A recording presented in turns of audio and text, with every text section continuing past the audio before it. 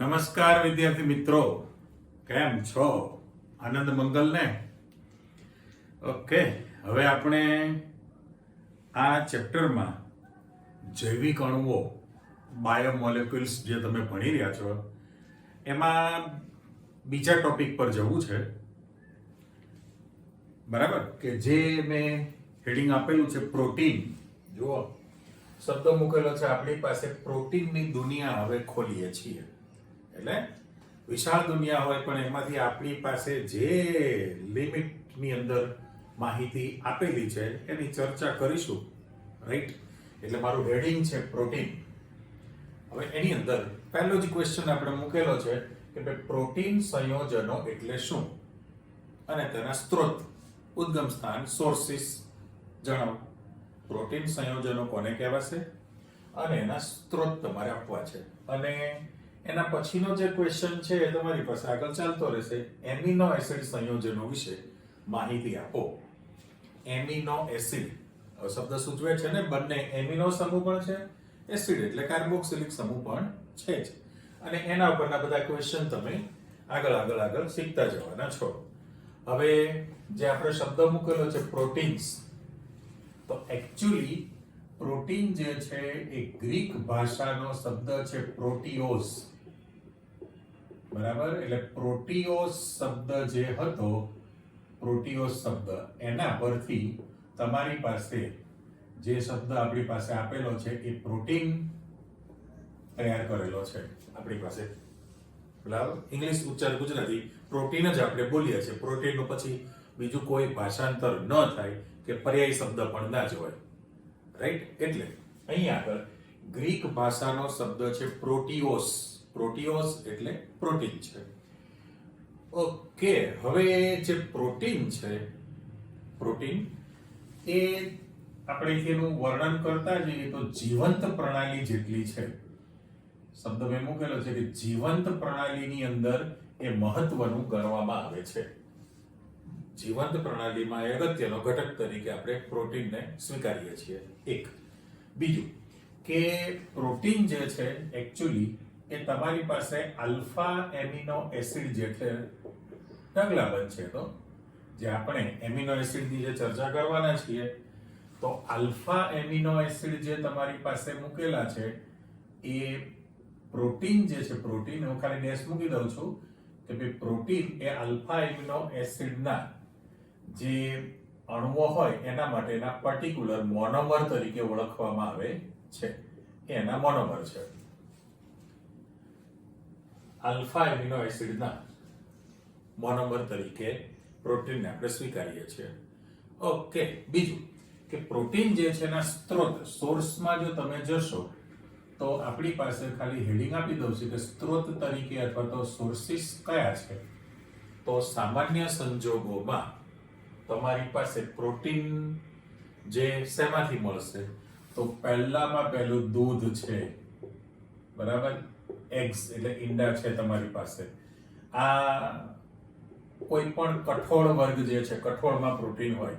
મગફળી છે, એની અંદર મિલ્ક, દૂધ, એગ્સ, ઈંડા, કઠોળ જે છે, મગફળી છે. પછી એ સિવાય અમુક માત્રા ઓછી હોય પણ માછલી, ફિશની અંદર છે, મટન, માંસની અંદર છે, વગેરે. બીજા ઘણા બધા સ્ત્રોત હોઈ શકે.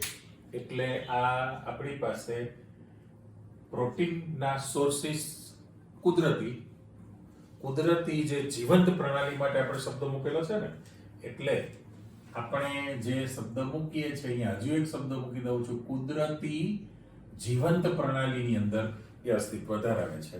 અને એની મહત્વ શું છે, તો કે પ્રોટીનનું જે મહત્વ છે એ તમારી પાસે વૃદ્ધિ અને નિભાવ, એટલે એને આગળ વિકાસ કરાવડાવે. વૃદ્ધિ અને નિભાવ માટે આ બંને એની લાક્ષણિકતા છે. પ્રોટીનની હાજરી હોવી જરૂરી છે, બરાબર? ફરી એકવાર ચેક કરી લો કે ભાઈ ગ્રીક ભાષાનો શબ્દ પ્રોટીઓસ પરથી પ્રોટીન આવેલો છે. બીજું કે કુદરતી મળતી જીવંત પ્રણાલીની અંદર એ પ્રોટીન અસ્તિત્વ ધરાવતું હોય છે. સાથે સાથે પ્રોટીનનું મહત્વ શું છે, તો કે એ શરીરમાં વૃદ્ધિ અને નિભાવનું કાર્ય કરે છે. ઓકે, એ આલ્ફા એમિનો એસિડના મોનોમર છે અને એના સોર્સિસ જે તમે આપી દીધા, એટલે આપણે પ્રોટીન વિશેની થોડી જાણકારી મેળવી લીધી.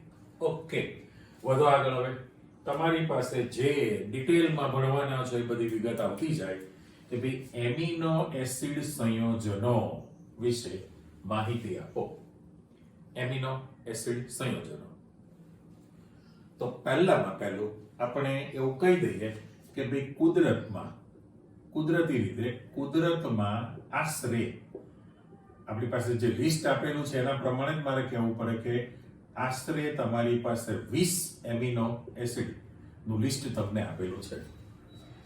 20 એમિનો એસિડ તમને આપેલા છે એ કુદરતમાં મળી આવતા એમિનો એસિડ તરીકે આપણે સ્વીકારીએ છીએ.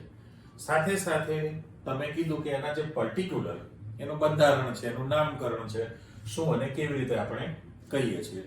તો પહેલામાં પહેલું કે હું અહીંયા ખાલી સામાન્ય હેડિંગ આપી દઉં કે લાક્ષણિકતા. ઓકે, તો બધા જ એમિનો એસિડ જે છે, એમિનો એસિડ એ રંગવિહીન, કલરલેસ અને સ્ફટિકમય ઘન પદાર્થ છે. આપણે હજી શબ્દ મૂકી દઈએ, રંગવિહીન છે અને સ્ફટિકમય ઘન પદાર્થ તરીકે અસ્તિત્વ ધરાવે. બીજું, એ બધા જ એમિનો એસિડ પાણીમાં દ્રાવ્ય બને. પાણીની અંદર એ દ્રાવ્ય બને છે અને એ લોકોના ગલન બિંદુ જે છે એ ઊંચા હોય છે. ગલન બિંદુ ઊંચા ધરાવે. એટલે આપણે સામાન્ય લાક્ષણિકતા તરીકે એવું કહીએ છીએ કે ભાઈ એમિનો એસિડ જે છે એ રંગવિહીન, સ્ફટિકમય ઘન પદાર્થ છે. બીજું કે પાણીમાં દ્રાવ્ય બને અને એ લોકો ઊંચા ગલન બિંદુ ધરાવતા હોય છે. હવે જે એમિનો એસિડ છે, આપણે 20 જેટલા એમિનો એસિડની માહિતી આપી, તો દરેકનું બંધારણ જુદું જુદું છે, સાથે સાથે એનું નામ પણ અલગ છે. તો એ નામકરણ માટે પણ કેવી રીતે છે, એટલે રૂઢિગત નામ જો મારે શબ્દ મૂકવું હોય, હું એ શબ્દ આપી દઉં કે ભાઈ રૂઢિગત નામ કેવી રીતના પડેલું હશે. તો દાખલા તરીકે તમારી પાસે ઇંગ્લિશ શબ્દ જે છે GLYKSO, ગ્લાયકોસો એટલે ગ્લાયક્સો એમ વાંચો તો પણ વાંધો નથી. ગ્લાયસ્કો, GLYKSO. તો આનો ગ્રીક ભાષામાં અર્થ થાય છે મીઠો સ્વાદ. એટલા માટે આપણે ગ્લાયસિન નામ તમને આપેલું છે. ગ્લાયક્સો એટલે ગ્રીક ભાષામાં એનો મીનિંગ થાય મીઠો સ્વાદ છે અને એટલા માટે આપણે નામ આપેલું છે ગ્લાયસિન. એ રીતે તમારી પાસે અલગ અલગ પ્રકારના જે નામકરણ આપેલા છે. દાખલા તરીકે ચીઝ છે તો એને ટાયરોસિન. ટાયરોસિન શબ્દ છે ચીઝ માટે વાપરવામાં આવતો હોય છે, એટલે એને અલગ અલગ પ્રકારનું તમે નામ આપી શકો. પણ હવે આપણે જે જઈએ છીએ આ રૂઢિગત નામની એક આપણે નામકરણની માહિતી આપી, બરાબર. હવે એમિનો એસિડ જે છે એનું સ્ટ્રક્ચર જો તમે જુઓ, અત્યારે હું છૂટું પાડું છું કે ભાઈ કાર્બન સાથે અહીંયા આગળ H2N આપી દો એટલે NH2 એમિનો સમૂહ જોડાયેલો છે. અહીંયા તમારી પાસે COOH સમૂહ જોડાયેલો છે અને હાઇડ્રોજન છે અને અહીંયા આગળ હું R મૂકી દઉં છું. એટલે આગળ પાછળ ગમે તે રીતે મૂકી શકે, એમાં કઈ ફરક પડતો નથી. તો પહેલામાં પહેલું કે અહીંયા કાર્બન જે છે એ કિરાલ કાર્બન, અસમ કાર્બન છે. કિરાલ કાર્બન, અસમ કાર્બન છે એટલે ચારે ચાર અલગ અલગ તમારી પાસે જોડાયેલા છે. હવે R તરીકે જે લાગેલું હોય એ R અલગ અલગ પ્રકારનું તમારી પાસે શૃંખલા તરીકે જોડાણ થયેલું હોય, બરાબર. R તરીકે હાઇડ્રોકાર્બન આપણે શબ્દ મૂકી દઈએ છીએ, એ કોઈ પણ હોઈ શકે આની અંદર. અને એનું જે છે નેક્સ્ટમાં તમે શીખવાના છો કે પ્રકાશ ક્રિયાશીલતા જો તમે જોશો તો ગ્લાયસિનનું સૂત્ર તો તમે યાદ કરો ને, પોલિમરની અંદર નાયલોન ટુ નાયલોન 6 ની બનાવટની અંદર તમે ગ્લાયસિન વાપરેલું હતું અને એમિનો કેપ્રોઇક એસિડ હતો, યાદ આવે છે ને. તો ગ્લાયસિનના સૂત્રમાં શું હતું કે તમારી પાસે આ જ હતું કે ભાઈ NH2 હતું, અહીંયા CH2 હતું, H R તરીકે તમે H મૂકેલો છે એટલે CH2 ને C ડબલ H છે. પણ પરિસ્થિતિ કેવી થઈ તો આ ગ્લાયસીન માટે અસમ કાર્બન નહીં બને એટલે 20 એમિનો એસિડ જે છે એમાંથી માત્ર ને માત્ર ગ્લાયસીન એક જ એવું છે કે જે પ્રકાશ ક્રિયાશીલતા દર્શાવતું નથી. ત્યારે ગ્લાયસીન સિવાયના બાકીના કેટલા વધ્યા 19. તો 19 જેટલા એમિનો એસિડ છે બધા જ પ્રકાશ ક્રિયાશીલતા દર્શાવશે. એટલે અહીંયા આગળ R તરીકે H અથવા તો તમારી પાસે CH3 પ્રાથમિક દ્વિતીયક તૃતીયક કોઈ પણ R તમારી પાસે શૃંખલા બનતી જતી હોય છે. એટલે સામાન્ય સંજોગોમાં તમે જે કહો છો એટલે કીધું ને પેલું જે છે ટાયરોસિન શબ્દ કીધું છે, ટાયરોઝ એટલે ચીઝ કીધું છે, એટલે બીજું ખાલી શબ્દ તરીકે મૂકી દઉં છું કે ટાયરોસિન. પેલું મને એક નામ હજી કહેવાની વાત હતી, ટાયરોઝ એટલે ચીઝ શબ્દ પરથી ટાયરોસિન શબ્દ મૂકેલો છે. તો આ એનો રૂઢિગત નામની માહિતી આપી દીધી અને એનું બંધારણ કીધેલું છે. તો બંધારણની અંદર જે તમે ચર્ચા કરો છો એ પ્રકારનું થયું કે ભાઈ બંને કાર્બન સાથે NH2 સમૂહ પણ આવેલો છે, એમિનો સમૂહ, અને કાર્બોક્સિલિક CH સમૂહ. એટલા માટે કમ્બાઈન્ડ નામ તમારી પાસે એમિનો એસિડ કીધેલું છે. બરાબર. પણ જે તમે એનું બંધારણ, આ તો એનું સામાન્ય અણુસૂત્ર થયું કહેવાય ને, આ જે છે એ સામાન્ય બંધારણ તરીકે તમે એનું એમિનો એસિડનું સ્ટ્રક્ચર આપી શકશો. પણ સાથે સાથે આપણે એવું કહી શકાય કે બધા જ એમિનો એસિડ જે છે તમને મળે કઈ રીતે તો કે એમનું જન્મસ્થળ જે છે પ્રોટીનના જળ વિભાજનથી એમિનો એસિડ મળે. એટલે તમારી પાસે પ્રોટીનના જળ વિભાજન થી, એટલે માત્ર શબ્દ મૂકી દો આગળ, માત્ર પ્રોટીનના જળ વિભાજનથી જ તમારી પાસે એમિનો એસિડ પ્રાપ્ત થશે. પ્રોટીનના જળ વિભાજનથી એમિનો એસિડ પ્રાપ્ત થવાના છે. હવે કાર્બોક્સિલિક સમૂહ પણ છે અને એમિનો સમૂહ પણ છે. એટલે એક્ચ્યુઅલી તો એ તટસ્થ હોય. મોટા ભાગે આપણે કેવી ગણતરી કરીએ છીએ કે ભાઈ એમિનો એસિડ એ તટસ્થ હોવાના છે, પણ એવું જરૂરી નથી. કારણ કે જ્યારે તમે વર્ગીકરણ શીખવાના છો, વર્ગીકરણ, તો એની અંદર તમારી પાસે અલગ અલગ પ્રકાર આવવાના જ છે. એટલે ફરી તમે ચેક કરો કે મેં અહીંયા હેડિંગ આપેલું છે કે ભાઈ એમિનો એસિડનું વર્ગીકરણ, ક્લાસિફિકેશન. તો પહેલામાં પહેલું કે ભાઈ એમિનો એસિડ જે છે એનું વર્ગીકરણ તમે એક્ચ્યુઅલી બે રીતે કરી શકશો. બે. એમાંની પહેલી રીતે તમારી પાસે ઇન્ડિવિડ્યુઅલ ક્વેશ્ચન છે, એ નંબર મેં હેડિંગ આપ્યું છે, આગળ ક્યુ બની ગયો. તો કે ક્રિયાશીલ સમૂહની સાપેક્ષ સંખ્યાને આધારે, ક્રિયાશીલ સમૂહની સંખ્યાને આધારે તમારે એની માહિતી આપવી છે. હવે જો ક્રિયાશીલ સમૂહ તરીકે જો તમે લેતા હો તો તમારા ત્રણ પ્રકાર પડી જાય ને કે ભાઈ એસિડિક એમિનો એસિડ છે. સૌથી પહેલો પ્રકાર એસિડિક એમિનો એસિડ. તો આપણી ચર્ચા પ્રમાણે તમારી પાસે ડેફિનેશન એવી આવી ગઈ, સ્ટાર્ટિંગ જોઈ લો કે ભાઈ જે એમિનો એસિડમાં રહેલા કાર્બોક્સિલિક સમૂહની સંખ્યા, CH સમૂહની સંખ્યા જો એમિનો સમૂહ NH2 સમૂહ કરતા વધુ હોય તો આપણે એને એસિડિક એમિનો એસિડ કહેવાના છીએ. બરાબર. એટલે મારે અહીંયા આગળ તમારી પાસે જે ડેફિનેશન છે કે જે એમિનો એસિડમાં રહેલા કાર્બોક્સિલિક સમૂહની સંખ્યા, એટલે હું અત્યારે આ રીતે લખું છું કે ભાઈ CH સમૂહ જે છે અને તમારી પાસે એમિનો સમૂહ છે NH2 સમૂહ. તમને અંદાજ આવી ગયેલો છે કે જો કાર્બોક્સિલિક સમૂહ કરતા એમિનો સમૂહ ઓછા હોય, અર્થાત હું ખાલી મૂકું છું કે ભાઈ કાર્બોક્સિલિક સમૂહની સંખ્યા, આપણે હવે સંખ્યા શબ્દ મૂકી દે કે ભાઈ કાર્બોક્સિલિક સમૂહની સંખ્યા એ જો એમિનો સમૂહની સંખ્યા કરતા વધુ રહેતી હોય તો એ amino acid acidic amino acid તરીકે ગણાય. બરાબર.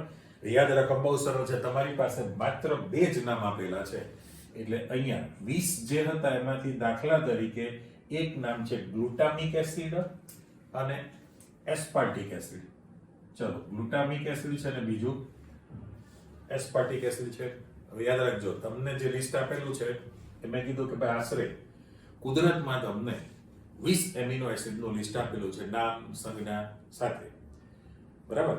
અને એ જે 20 એમિનો એસિડ તમને આપેલા છે એમાં એનું જે નામકરણ તમે કરો તો એ ત્રિઅક્ષરી કરવામાં આવે, એટલે 3 અક્ષરમાં તમે કરી શકો, અને ક્યારેક ક્યારેક એક અક્ષરમાં પણ નામકરણ એનું તમે કરી શકો છો.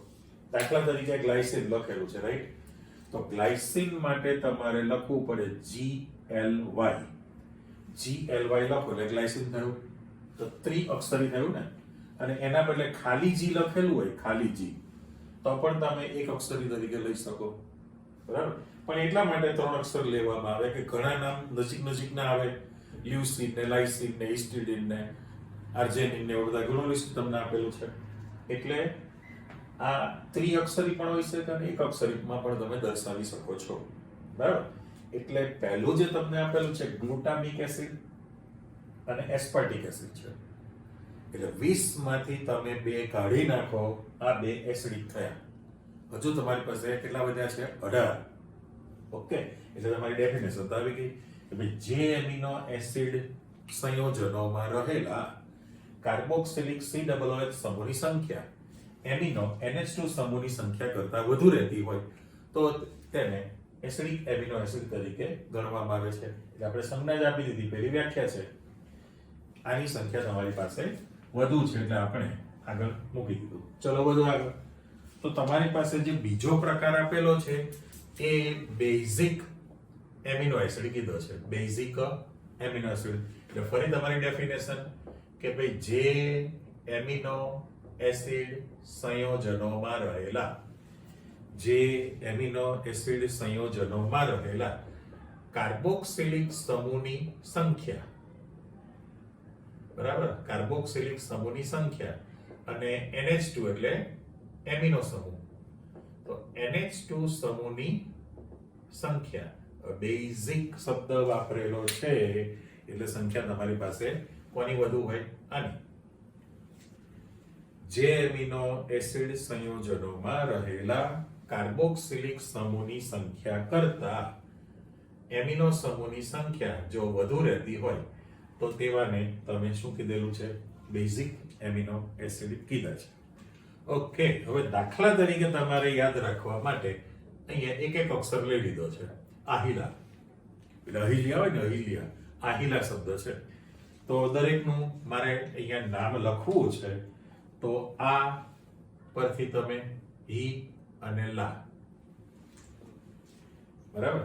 એટલે આ તો અહીં જે આર્જિનિન લખેલું છે તમારી પાસે, આ એટલે આર્જેનિન પહેલું, હી એટલે હિસ્ટિડીન છે તમારી પાસે, હિસ્ટિડીન, અને લા એટલે લાઇસિન છે, લા એટલે લાઇસિન છે. તો તમારી પાસે માત્ર 3 જ નામ આવ્યા.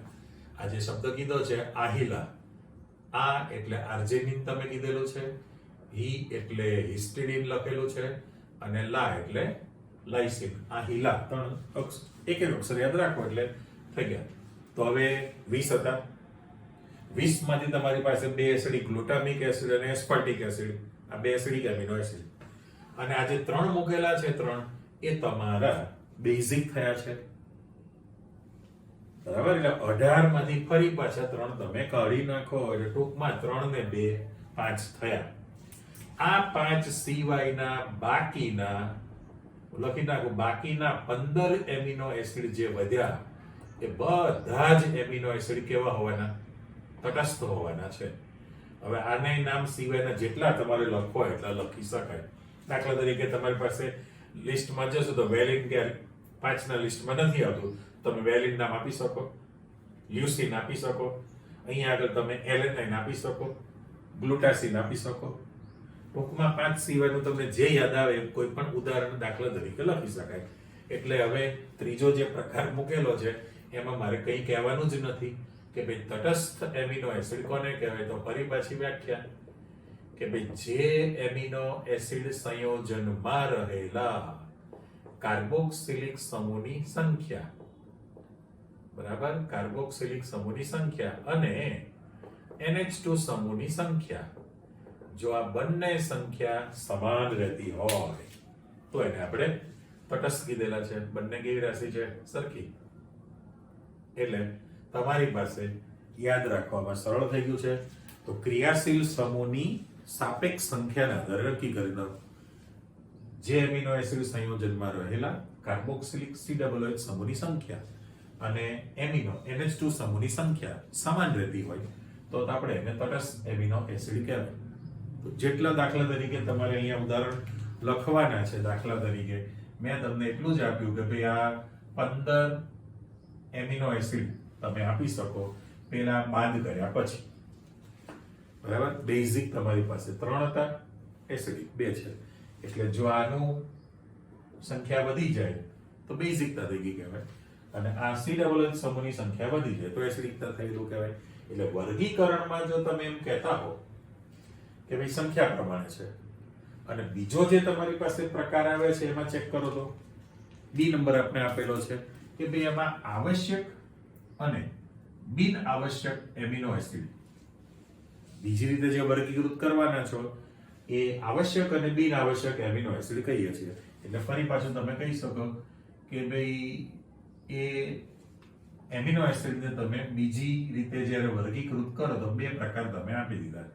એક કહો છો આવશ્યક એમિનો એસિડ અને બીજો શબ્દ કહેવાનો છે બિન આવશ્યક એમિનો એસિડ કહેવાના છો. 2 પાર્ટ આવી ગયા. હવે શબ્દ એવો સૂચવે છે આવશ્યક એટલે એની જરૂરિયાત છે અને બિન આવશ્યક એટલે એની તમારે જરૂરિયાત નથી. તો મીનિંગ તમારી પાસે એવો થયો કહેવાય. તો આપણી પાસે વ્યાખ્યા એવી કરવી છે કે જે એમિનો એસિડ શરીરમાં, બરાબર, આપણે મૂકી દીધું, અને અહીંયા પણ આપણી વ્યાખ્યા આપી દીધી કે ભાઈ જે એમિનો એસિડ શરીરમાં બોડીની અંદર જે આપણી પાસે જરૂરિયાત છે એના માટે આવશ્યક છે એટલે તમારે બહારથી લેવા પડે, બહારથી તમારે સોર્સ સ્ત્રોત તરીકે લેવા પડશે. એનો અર્થ એવો થયો કે જે એમિનો એસિડ શરીરમાં આપમેળે ઉત્પન્ન થતા ન હોય, રાઈટ? તો એ તમારી પાસે આવશ્યક થયા ને. જે એમિનો એસિડ શરીરમાં ઉત્પન્ન થતા ન હોય તો એને આપણે આવશ્યક એમિનો એસિડ તરીકે સ્વીકારીએ છીએ. અને એના જે ઉદાહરણ આપણે આપેલા છે, દાખલા તરીકે જુઓ, વેલિન છે, લ્યુસીન છે, આર્જિનિન છે વગેરે. એ વગેરે લખવાની છૂટ, કે 3 નામ તમે લખે, બાકીના કયા હોઈ શકે ઘણા બધા. એટલે શરીરમાં ઉત્પન્ન થઈ શકતા નથી એટલે તમારે એને બહારથી લેવા પડે છે. એમિનો એસિડ ની જરૂરિયાત છે, આવશ્યક. ત્યારે એમાં ઉલટું થયું ને તમારી પાસે કે બિન આવશ્યક એમિનો એસિડ નો મીનિંગ શું થયો તો પછી?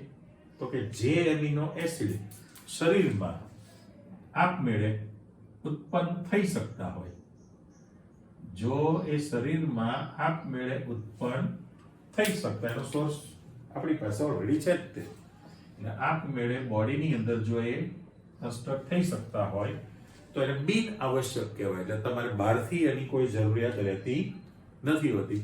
તો એના જે તમે ઉદાહરણ આપેલા છે, દાખલા તરીકે જુઓ, ગ્લાયસિન છે, એલેનાઇન છે, ગ્લુટાસિન છે, એમાં પણ આપણે વગેરે મૂકેલું જ છે.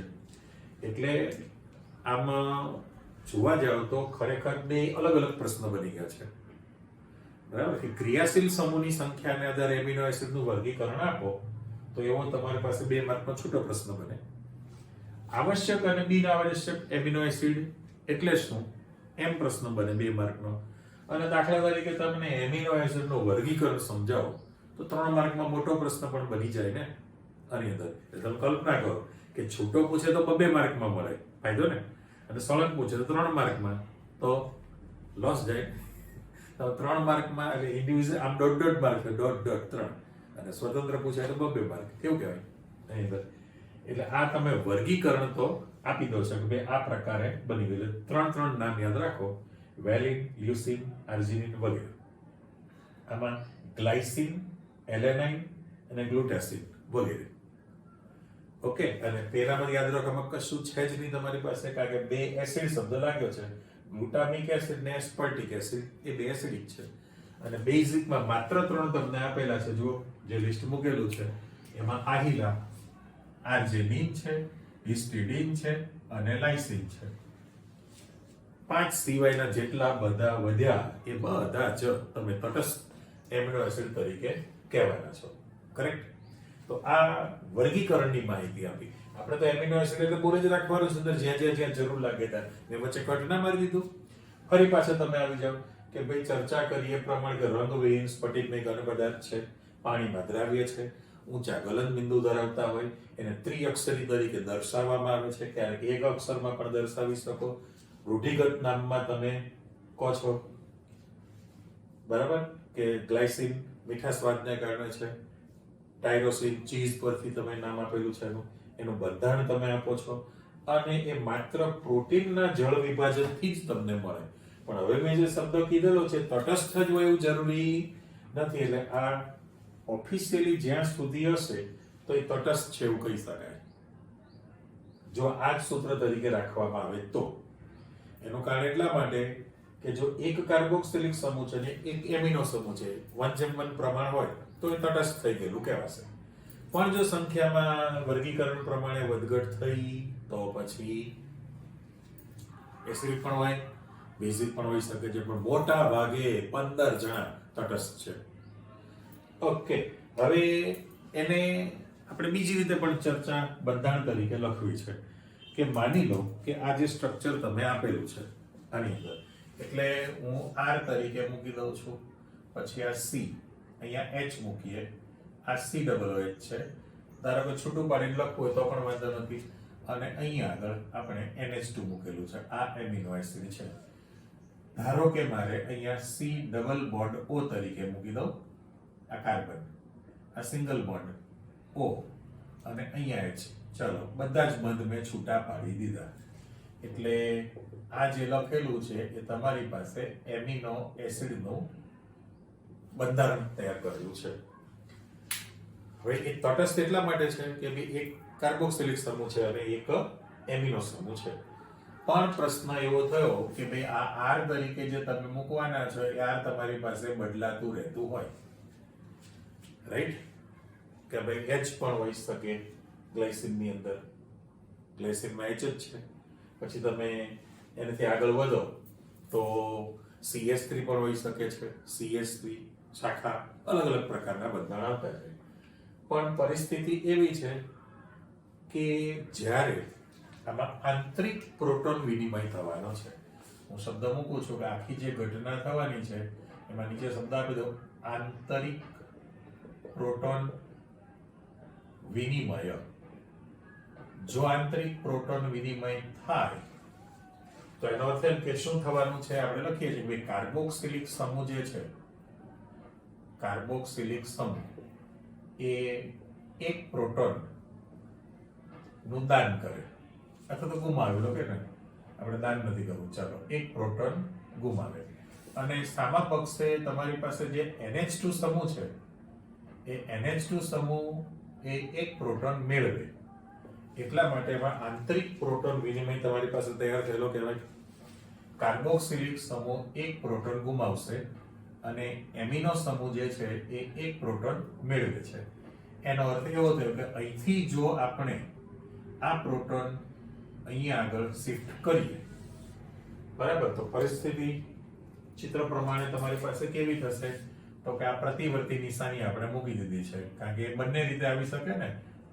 યાદ કરી લો આપણે એમિનો સમૂહ જે ચેપ્ટર ચલાવેલું, એમાઇન સંયોજનો, તો એની અંદર પણ પ્રોટોનની આપલે તો હતી જ. એટલે હવે કેવું થાય તો કે R, આ C અને H, અહીંયા આગળ તમારી પાસે NH3+ બની જશે, અને આ C ડબલ બોન્ડ O અને આ એક O. ચલો C ને જરા હું લાઇનિંગ આપી દઉં છું.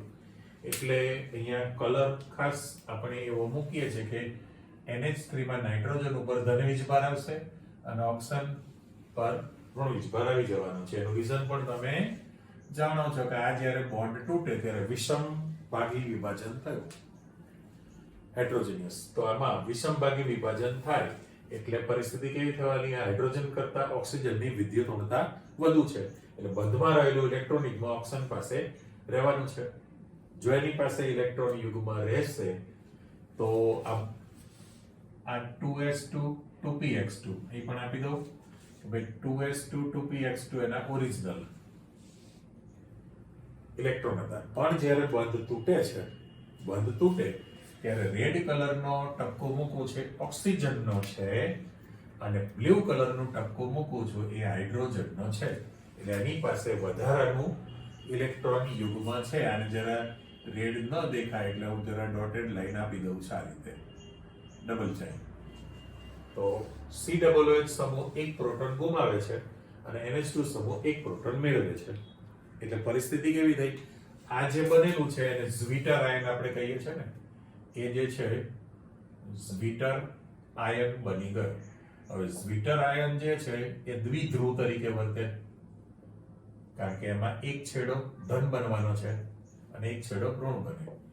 એટલે મેં કહ્યું એ પ્રમાણે કે ભાઈ એમિનો એસિડ એ મોટા ભાગે તટસ્થ છે. મોટા ભાગના એમિનો એસિડ તટસ્થ થયા 5 સિવાય હું દરેક વખતે બોલું છું 2 એસિડિક 3 બેઝિક. મોટા ભાગના એમિનો એસિડ તટસ્થ છે, પણ જ્યારે એ ઝ્વિટર આયન બનશે એ મેં